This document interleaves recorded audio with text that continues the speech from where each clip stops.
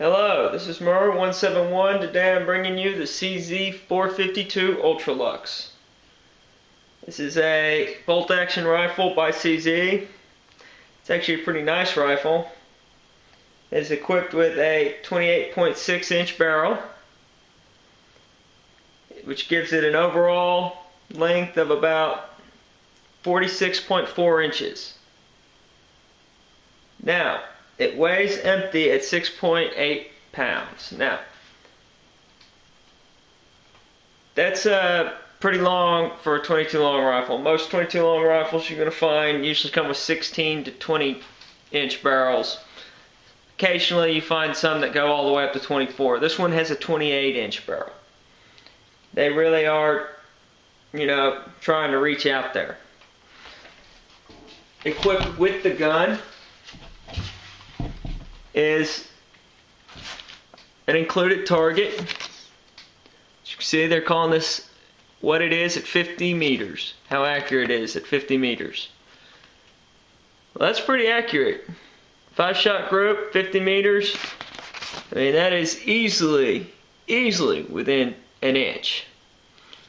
I mean, from outside edge to outside edge, it's about 3/4 of an inch. So it shoots pretty well. It's a pretty accurate gun. That's what you're gonna, well, they were trying to achieve that by putting that 28-inch barrel on it. That barrel does have a 1 16-inch twist though, just for some information for you. And of course it's blued and it comes on a beechwood stock. Now, one of the features I like about it is you can see the checkering. That's nice. It's for a pretty good grip and a cheek rest. That's nice as well. This beechwood stock actually really looks, it really is, I really am glad they put that on there. It's got good grain patterns. I mean, for a gun that has an MSRP of about $408, it gives you a lot of gun. One of the other things I like about it is it's all metal, all steel, not aluminum. It's steel handle, steel receiver, steel barrel of course. Steel trigger guard. I mean, it's all steel, except of course this 10-round mag, which is included with the Ultra Lux. It's plastic. Now, the 452 military trainer, it has a metal mag, but they're a 5-round capacity. The Ultra Lux comes with a 10-round capacity. Also, the thing to note on it is that its trigger is adjustable. It's adjustable all the way down to somewhere around 2 pounds and all the way up well beyond 4 pounds.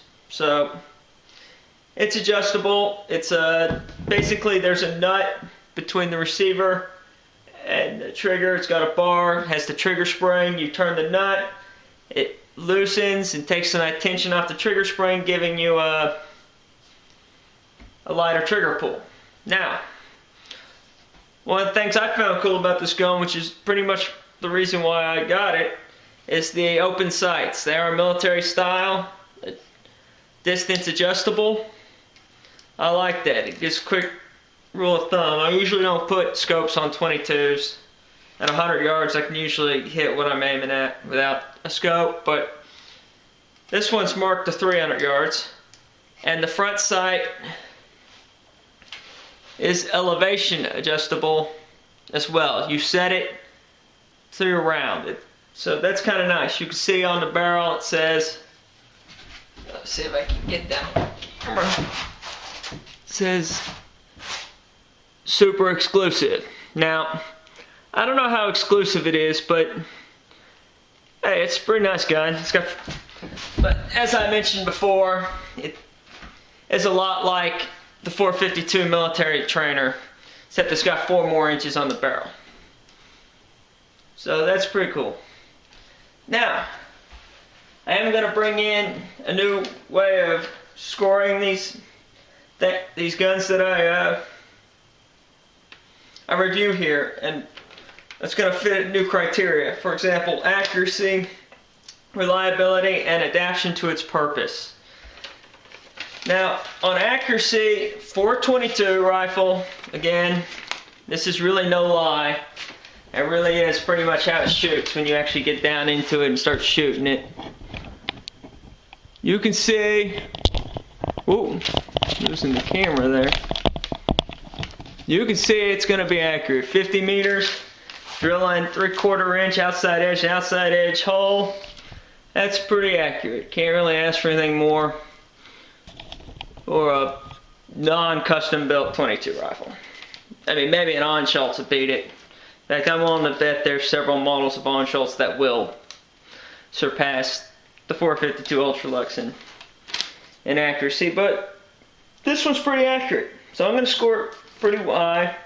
Its reliability, well, it is a bolt-action rifle. I mean, it'd be hard to get a bolt-action rifle, even a drop mag bolt-action rifle, to be unreliable. It hits the round hard.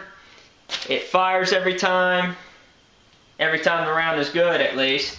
So I really can't complain about accuracy, or not accuracy, forgive me, reliability. So it really is quite nice. Now, its purpose is to be a longer range 22 rifle, and I think it meets it. I mean, it's not, the wood you don't really want to scratch up, so you don't want to just go hauling it all over the woods or the pasture or anything, but it is all metal, it is all steel. You're not going to really find any plastic. In fact, I can't think any spot there is plastic on this gun. So, I mean, obviously out here on the butt pad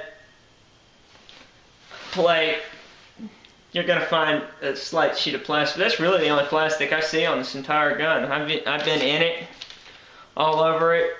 It's all steel. It's durables. Hell, so I mean, for going out in the field, it's pretty nice. Now, where I am going to dock at some points is it's long. It's so very long. Putting it in the car, it doesn't really fit that well in the passenger seat. So when you want to get up and go, oh, yeah, I'm going to go shoot the 22s, it does take some extra maneuvering.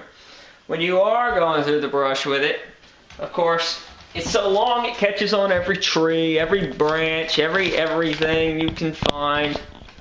So, I mean, it's just long. If you were going to sit on a bench and shoot it, it would be perfect. But I don't just do that. So it's a little too long. I think the military trainer at 24-inch barrel, cutting 4 inches off of that 46, would make it a whole lot more usable in the field. But I'm docking at some points on adaptation to purpose, just because if it is meant to go out in the field, it's just too long for that. On the other hand, it does come with a scope rail. So, you know what? You could scope it. And if you scoped it, man, you could probably just keep on drilling the same hole over and over again very easily. So it's going to pick up some points on what I call an X factor. Things that get it just that little bit. But of course, it's not going to get full points on X factor because it's not adaptable to other tasks. I mean, it's a drop-fed magazine, drop mag. It's not going to be a survival 22. It's too heavy, too long, doesn't break down without tools. It's but you know what? Overall, I like it.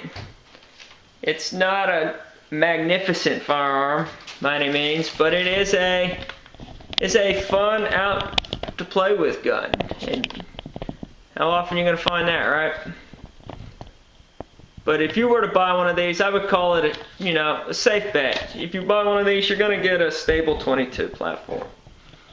Like I said, I would prefer the military trainer. It's a little shorter, still pretty accurate, and that would meet the majority of my criteria well enough. But I just wanted to bring you a 452 Ultra Lux, show you how it did, let you know, kind of implement a lot of this new grading criteria I'm doing for firearms.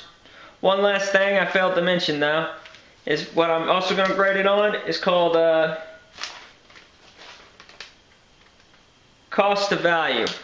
I think this is a lot of gun for $408.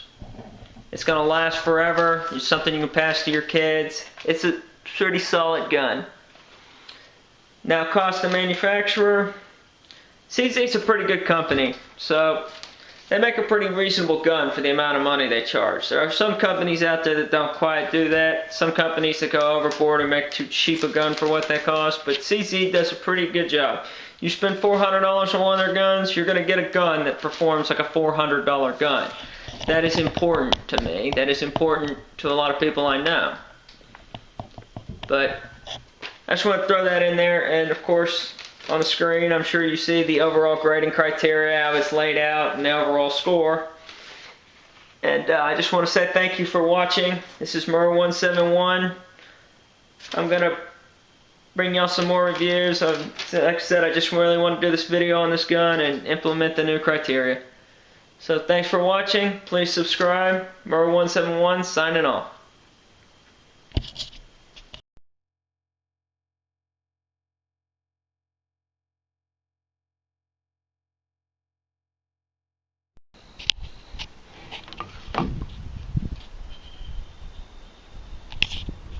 I don't know if y'all can see this from here, but this is 100 yards.